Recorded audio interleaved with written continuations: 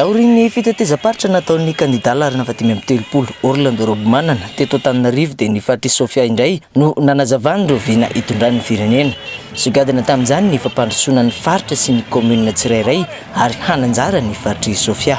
Fifehezana ny ranomasina, ny arenan'ny ranomasina. Eo ihany koa ny fifehezana ny arena kibon'tany, misy anjara raisina amin'izany raha ty faritra aty amin'ny Sofia ity. Toy izany koa ny amin'ny fambolena sy ny fiompiana sy toy ny fizahan-tany ihany koa amin'ireo sehatra dimy izay iankinan'ny fiarikarena ireo fotsiny dia ataoko fa hiteraka asa maro atapitrisany ireo ary tsy ho diso anjara amin'izany ny tanora eto Antsohiha toy ny tanora malagasy rehetra. Ny amin'ny fiahiana ara-tsosialy moa dia basy koa zay ny fanaovana asa soa ataon'ny filohan'ny repoblika sy ny ministra isan-karazany.